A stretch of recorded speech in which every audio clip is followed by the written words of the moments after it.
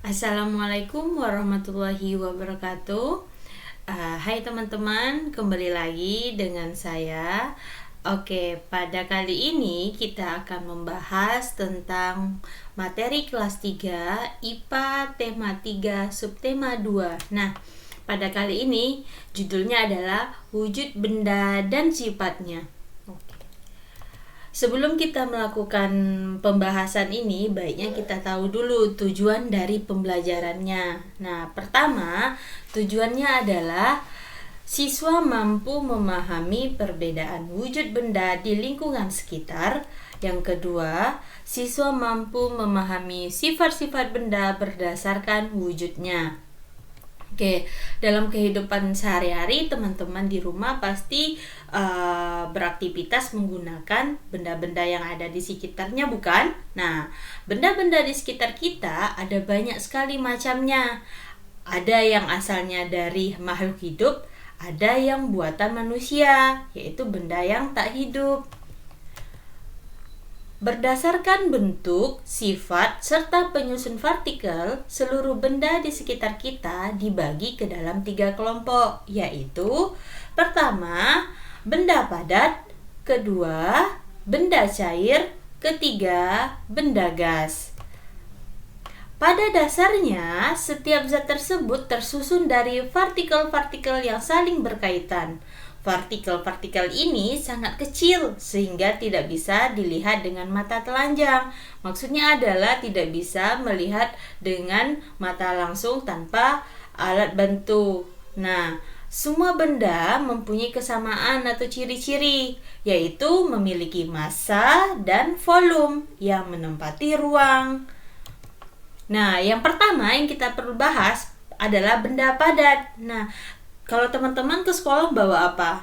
Ya benar, ada membawa tas. Di dalam tas ada apa?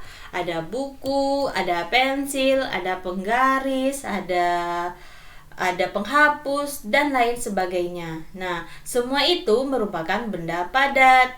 Nah, di dalam keseharian yang sering kita lihat ada batu yang ada di mana-mana, ada meja.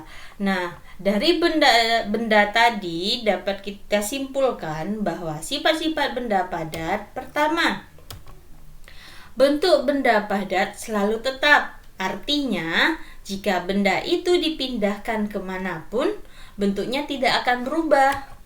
Yang kedua, besar benda padat selalu tetap. Artinya, jika benda itu dipindahkan kemanapun, besarnya selalu tetap. Nah, contohlah batu. Batu itu besarnya ini kita pindahkan ke tempat lain, besarnya akan berubah atau tidak? Ya tidak. Benda besar batu itu tetap akan sama. Seperti apa kita ambil awalnya, seperti itu di tempat lain ketika kita pindahkan. Yang kedua adalah benda cair. Nah, benda cair ini benda yang sering kita gunakan selalu di dalam aktivitas. Ada air. Air termasuk ke dalam benda cair. Nah, aktivitas yang kita menggunakan air seperti minum, mandi, dan lain sebagainya. Selanjutnya ada minyak. Nah, minyak ini banyak macamnya. Nah, salah satunya adalah minyak goreng yang ada di setiap dapur rumah kita. Nah, fungsi minyak goreng adalah untuk menggoreng dan keperluan memasak lainnya. Oke, teman-teman lihat di layar, di situ ada air yang di dalam gelas, kemudian air yang di dalam galon atau di dalam botol. Sekarang pertanyaannya adalah, bagaimanakah bentuk air yang terdapat di dalam botol? Nah, kemudian bagaimanakah bentuk air yang terdapat di dalam gelas? Nah, jawabannya adalah bentuk air tersebut berubah sesuai dengan bentuk wadahnya. Jadi dari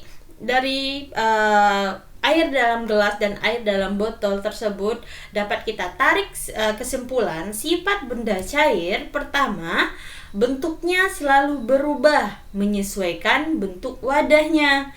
Artinya, jika air dimasukkan ke dalam botol, maka bentuknya akan seperti botol. Nah, jika air dimasukkan ke dalam gelas, maka bentuknya akan seperti gelas. Demikian seterusnya. Baiklah, sifat benda cair kedua adalah volumenya selalu tetap. Misalnya, air di dalam gelas yang memiliki volume 50 ml dimasukkan ke dalam botol. Maka, volume air di dalam botol masih tetap 50 ml. Yang ketiga adalah benda yang berwujud gas. Nah, benda yang berwujud gas, teman-teman pasti pernah meniup balon. Nah, iya, yang mengisi ruang balon itu adalah udara. Nah, udara termasuk ke dalam benda gas. Kemudian ada asap pabrik. Asap pabrik merupakan termasuk benda gas.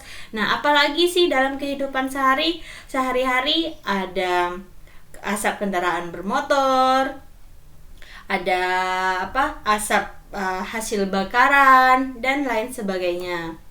Nah, sifat-sifat benda gas ini, pertama, bentuk benda gas selalu berubah sesuai dengan bentuk wadahnya. Artinya, bila udara berada di dalam botol, maka bentuk udara tersebut akan seperti botol. Kedua, volume benda gas selalu berubah dan memenuhi ruangan yang ditempatinya. Artinya adalah bila udara berada di dalam botol, maka volume udara tersebut akan sama dengan volume botol. Oke, baiklah teman-teman, itulah hasil pembahasan kita pada kali ini.